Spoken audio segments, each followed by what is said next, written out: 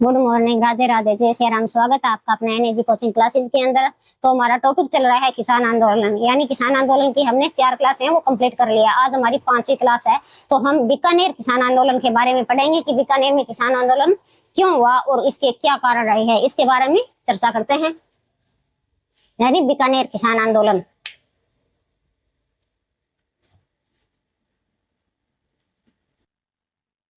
आंदोलन का प्रारंभ 1929 में होता है।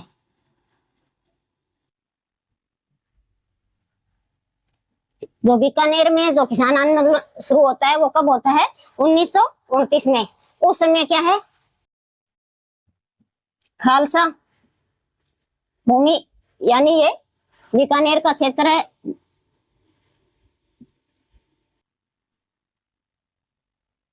गंगानगर और हनुमानगढ़ क्षेत्र। तो खालसा भूमि ये नहरी भूमि है। यहाँ 1922 से 1927 में गंग नहर का निर्माण शुरू होता है।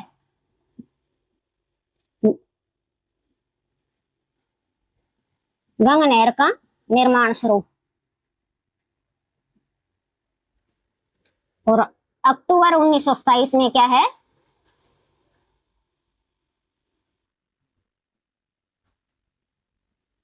गंग नहर का कार्य पूरा हो जाता है।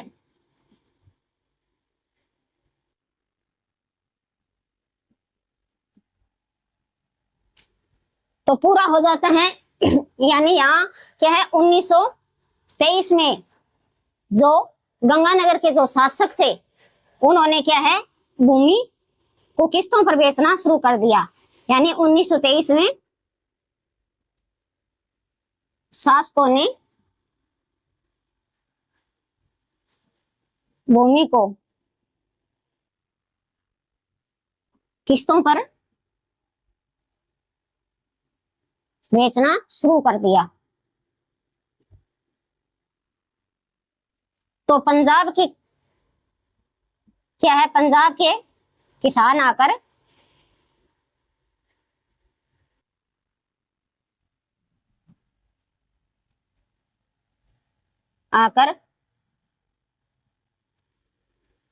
भूमि को खरीद लिया।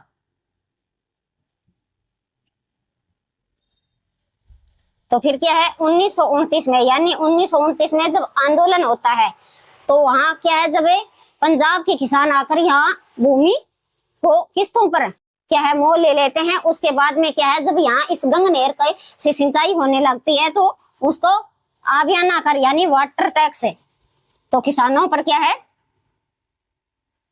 किसानों पर आबियाना कर लगाना शुरू कर देते हैं। आबियाना कर यानी जल टैक्स। एक तो प्रमुख कारण ये हो गया। दूसरा, लाग बाग अधिक होना, लाग बाग अधिक होना। और तीसरा कारण है किस्तों पर कर, यानी जो भूमि किस्तों पर ली जाती थी उसमें क्या है, किस्तों पर ब्याज बढ़ा दिया था, किस्तों पर कर बढ़ा दिया, जिससे क्या है, किसान है असंतोष हो गए। तो उन्होंने क्या है, 1929 में, यानी 1929 में किसान आंदोलन शुरू होता है।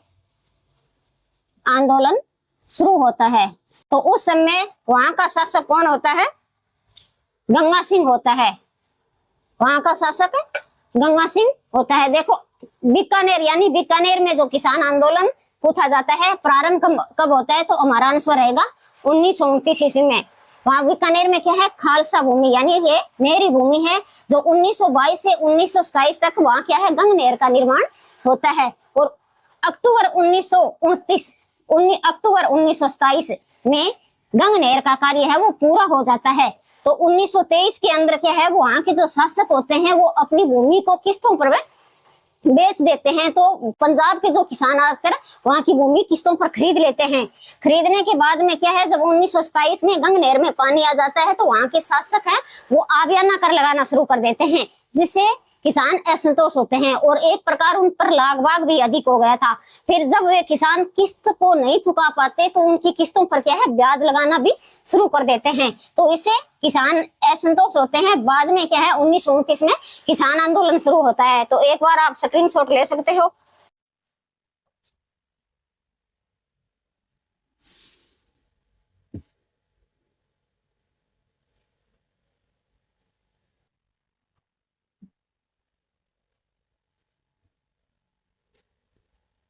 अब क्या है, 1930 ईस्वी में खरीफ की फसल पर खरीफ की फसल पर कर 16% कर माफ कर देते हैं। यानी 1930 ईस्वी में खरीफ की फसल पर जो कर लगाया जाता था वो 16% माफ कर देते हैं। और 1931 में रबी की फसल पर कर है वो 25% कर माफ कर देते हैं। और 1933-34 में आबियाना कर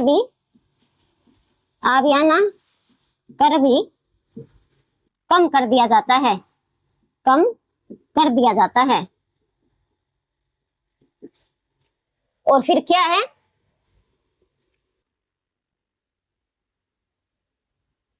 1946 ईस्वी में वहां के शासक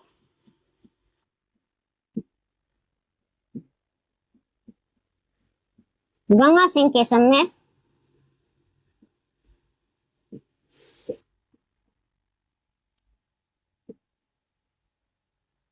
शार्दुल सिंह के साथ समझौता होता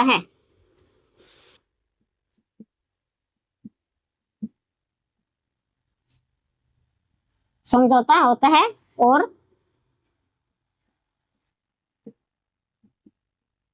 किसान आंदोलन शांत हो जाता है।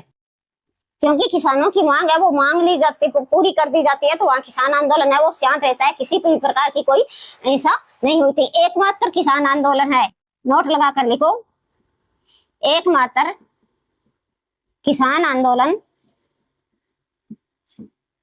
जिस पर सिंचाई कर लगाया गया था, सिंचाई कर लगाया गया।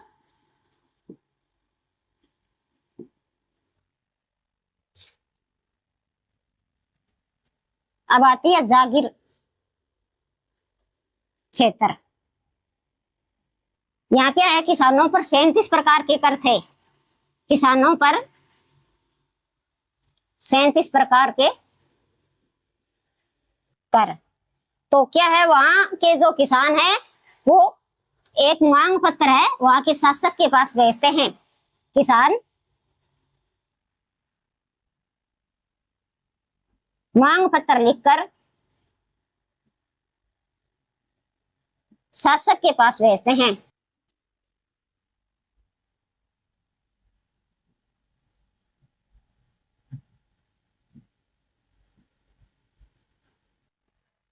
और 1934 ईस्वी में क्या है,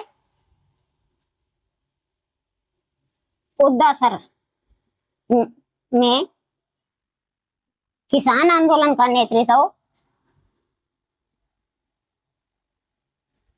नेतृत्व जगजीवन राम करते हैं। जगजीवन राम।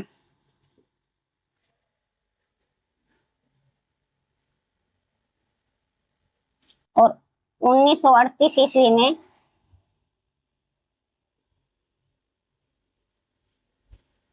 जमींदार महाजन ठिकाने के किसान इस आंदोलन में क्या है, असफल होते हैं।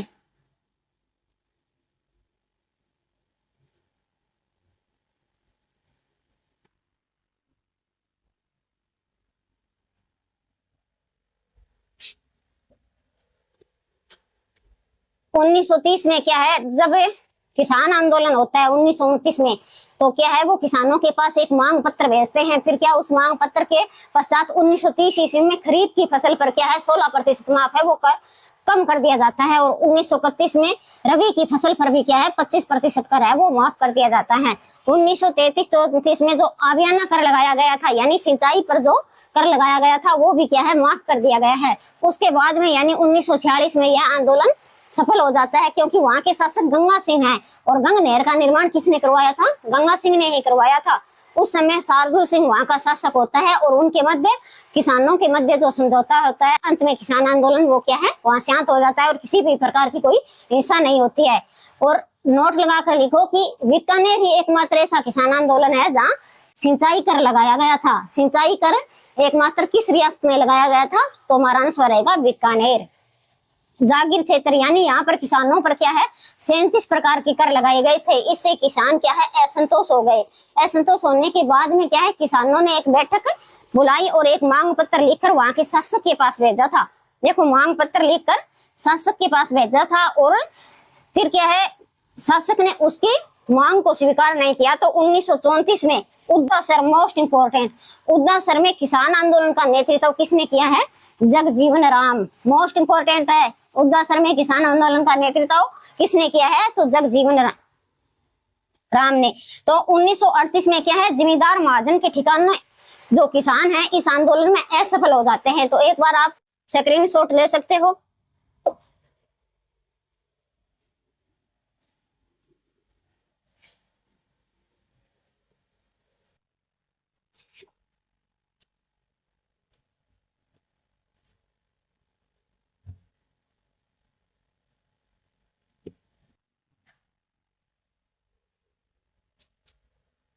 और 1939 ईस्वी में, यानी 1939 ईस्वी में खींवसर में किसान आंदोलन शुरू होता है। किसान यानी किसान आंदोलन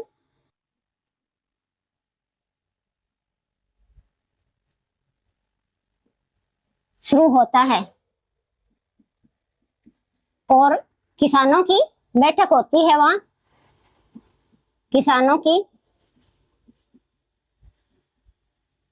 बैठक होती है और किसान है क्या है कर देने से न देने का निर्णय लेते हैं। इस सभा में क्या है किसान कर न लेने का, यानी किसान कर न देने का निर्णय लेते हैं।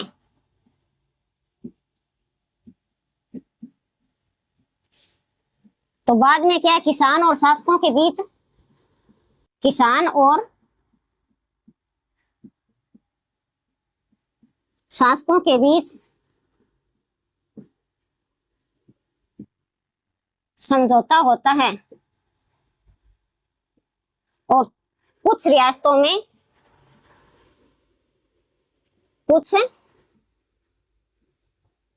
में कर माफ कर दिए जाते हैं।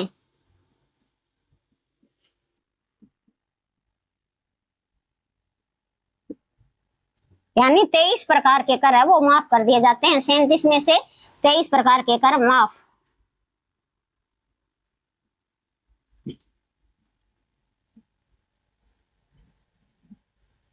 और 1900 क्या है 40 में यह आंदोलन सफल हो जाता है।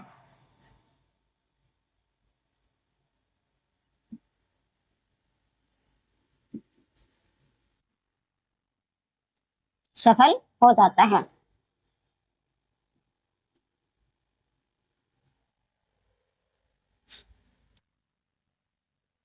यानी 1939 में क्या है खींवसर नामक स्थान पर किसान आंदोलन शुरू करते हैं और किसानों की फिर वहां क्या है बैठक होती है। उस बैठक में किसान निर्णय लेते हैं कि हम कर नहीं देंगे, यानी कर नहीं देने का निर्णय लेते हैं। तो फिर किसान और शासकों के बीच में समझौता हो जाता है और कुछ रियासतों में कर है वो माफ कर दिए जाते हैं। तो वहां क्या है 23 प्रकार यानी 37 प्रकार के कर में से 23 कर है वो माफ कर दिए जाते हैं। 1940 में यह आंदोलन क्या है सफल हो जाता है। तो एक बार आप स्क्रीनशॉट ले सकते हो।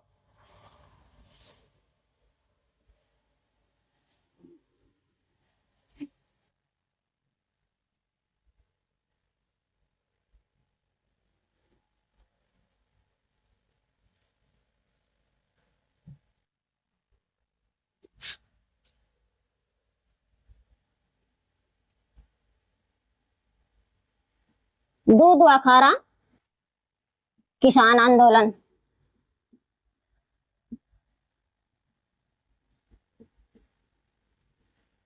इस आंदोलन के समय वहां का ठाकुर कौन था? ठाकुर सूरजमल था।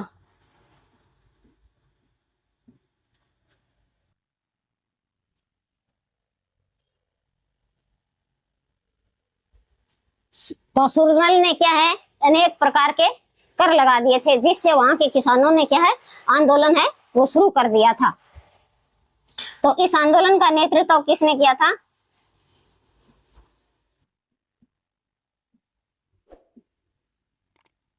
नेतृत्व हनुमान सिंह ने किया था। हनुमान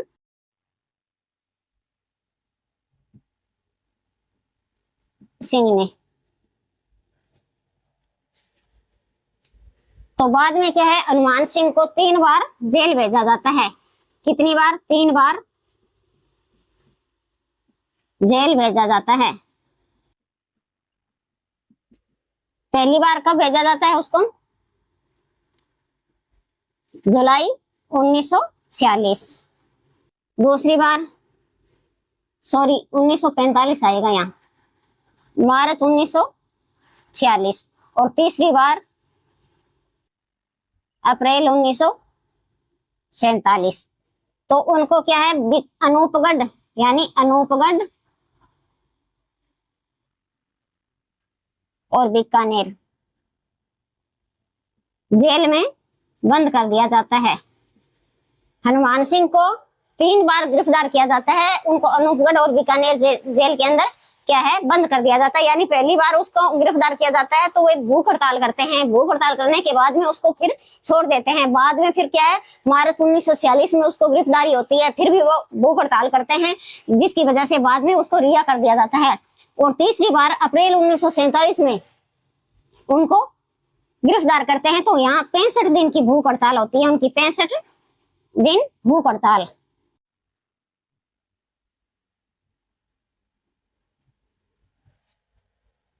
तो 1938 ईस्वी में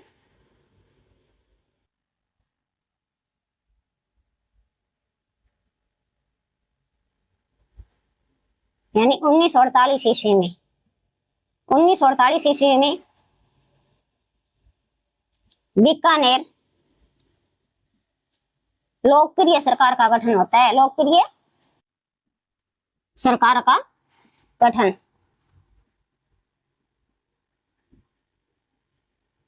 होता है और यह आंदोलन सफल हो जाता है।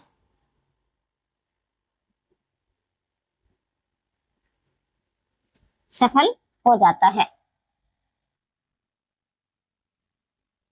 अब आगे आता है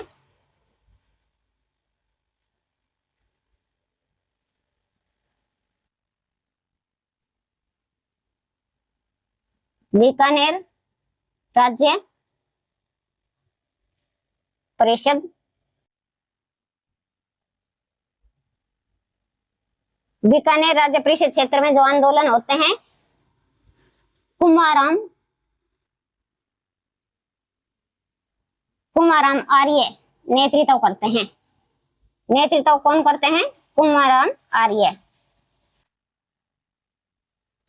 तो यहाँ क्या है, 7 अप्रैल 1946 को ललाना गांव में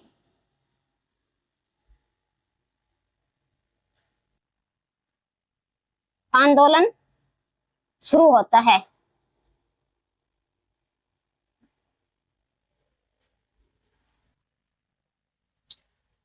दूध व खारा किसान आंदोलन, यानी पूछा जाता है कि दूध व खारा किसान आंदोलन का संबंध किससे है, तो बीकानेर किसान आंदोलन से। ये कहाँ है?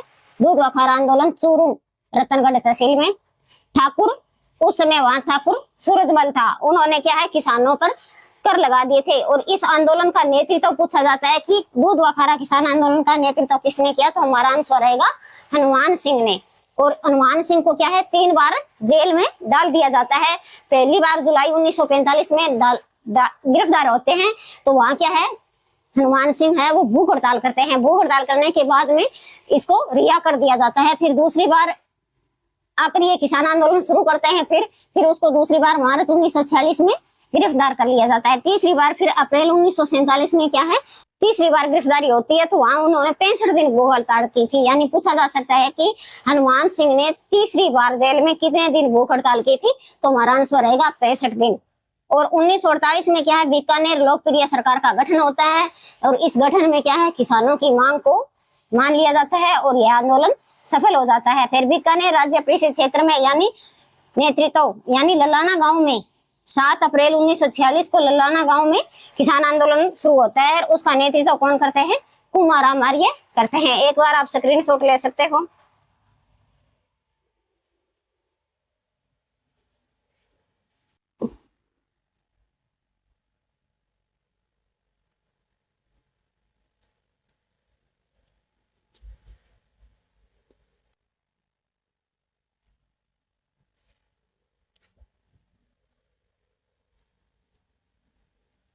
तो 1 मई 1946 को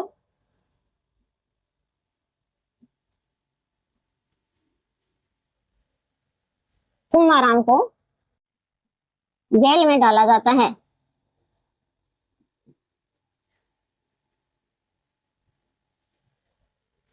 और 20 मई 1946 को लाठी चार्ज होता है, लाठी चार्ज। और 27 मई 1946 को क्या है, समझौता होता है किसानों और शासकों के बीच।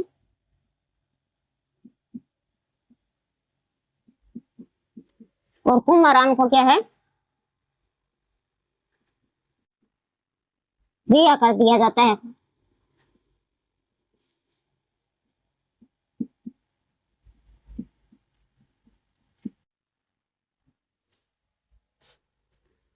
फिर क्या है, राय सिंह नगर यानी राय सिंह नगर हत्याकांड कब होता है, जुलाई 1946 ईस्वी में। तो राय सिंह नगर हत्याकांड जुलाई 1946 में शुरू होता है। वहां क्या है, बिरबल सिंह शहीद हो जाते हैं।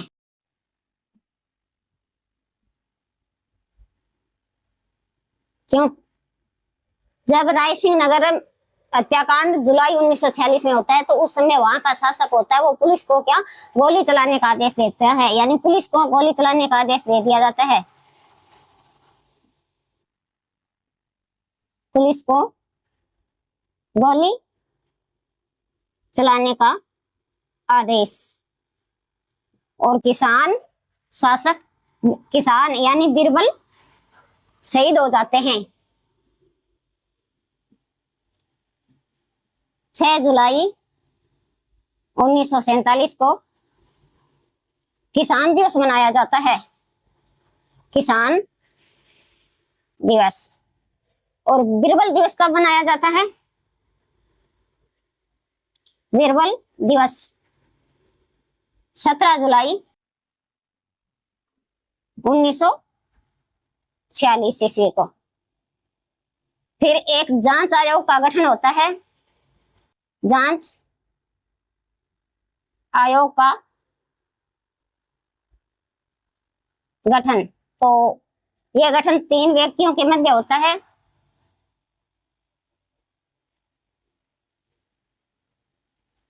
हीरालाल शास्त्री, गोकुल भाई भट्ट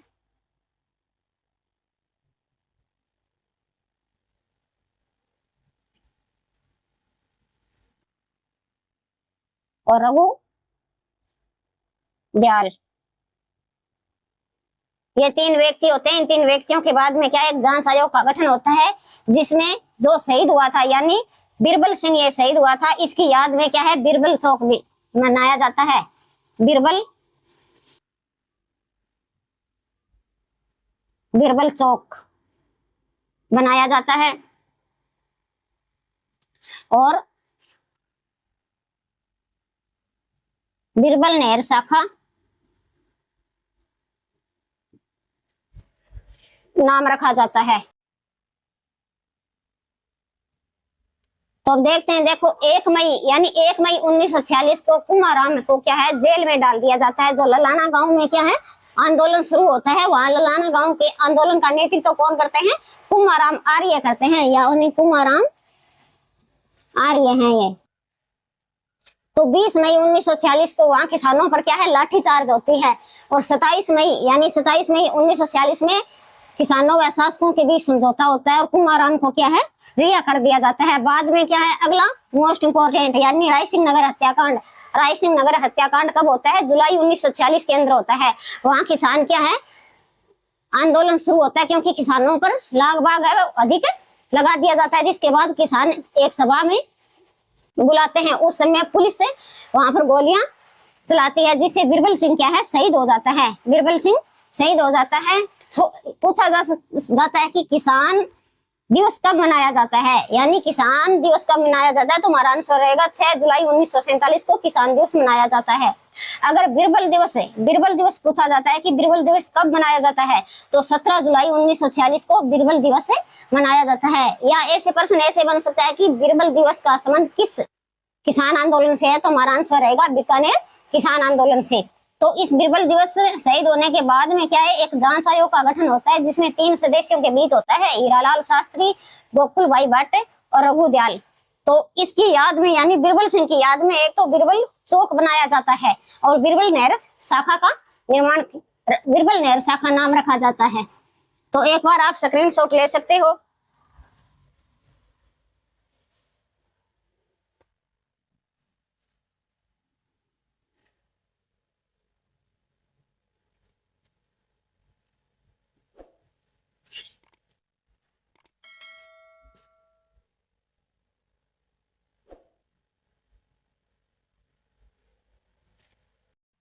अगला अपना आंदोलन आता है कांगड़ा कांड।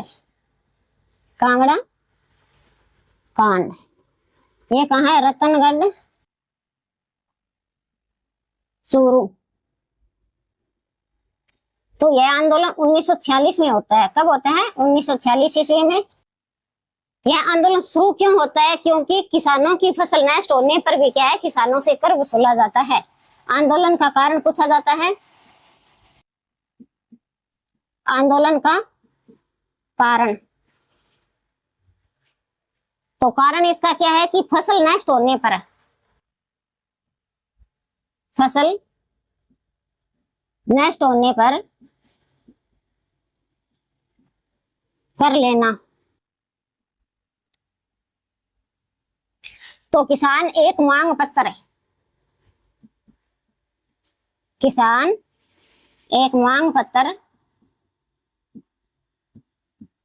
वहां के शासक के पास भेजते हैं।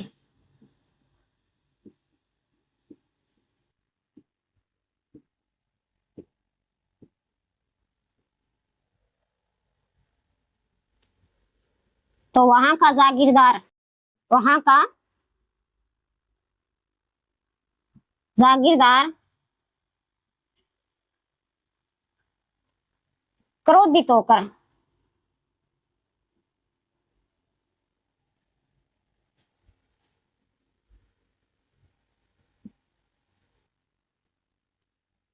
होकर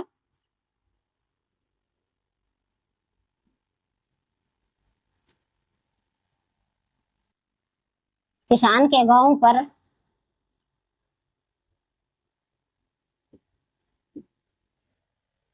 हमला बोल देते हैं और जबरदस्ती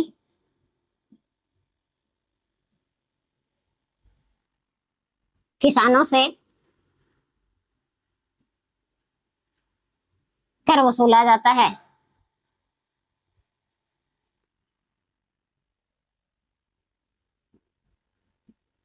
बाद में क्या है, बाद में एक राज्य परिषद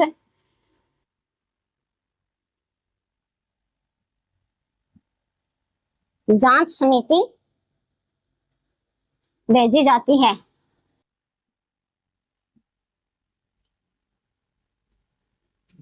तब तक वहां के किसान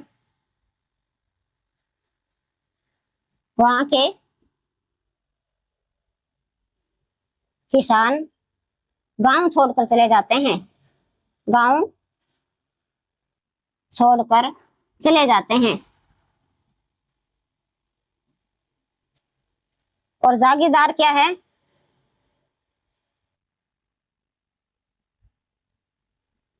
जांच समिति के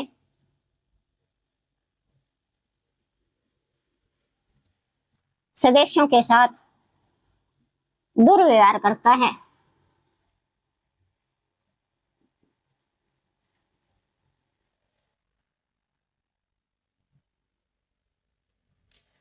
यानी कांगड़ा कांड का संबंध पूछा जाता है तो किससे है? बीकानेर। और कहाँ है ये? रतनगढ़ चूरू में। कब हुआ था? यानी यह आंदोलन 1946 को शुरू हुआ था। तो इसका नेतृत्व पूछा जाता है, नेतृत्व किसने किया था? तो मग्गाराम वेद ने। इसका नेतृत्व किसने किया था? मग्गाराम वेद ने। क्यों किया? क्योंकि वहां की जो किसानों की फसल थी वो नष्ट हो गई। यानी फसल नष्ट हो जाने के बाद भी किसानों से क्या है? कर वसूला जाता था। तो किसान कर देने से मना कर रहे थे, तो उन्होंने एक प्रार्थना पत्र है वहां के शासक के पास भेजा। यानी किसान एक मांग पत्र वहां के शासक के पास भेजते हैं। तो उस समय वहां का जागीरदार होता है, वो क्रोधित होकर किसानों के गांव पर हमला बोल देता है और जबरदस्ती वहां से कर वसूल करता है। किसानों से क्या है? कर वसूल करता है। फिर क्या है? एक राज्य परिषद जांच समिति भेजी जाती है उस गांव में। तब तक वहां के किसान थे वो गांव छोड़कर चले जाते हैं, गांव छोड़कर चले जाते हैं। तो जागीरदार उस जांच समिति के सदस्यों के साथ भी क्या है? दुर्व्यवहार करते हैं। इस प्रकार कांगड़ा कांड आंदोलन रहा है। तो एक बार आप स्क्रीनशॉट ले सकते हो।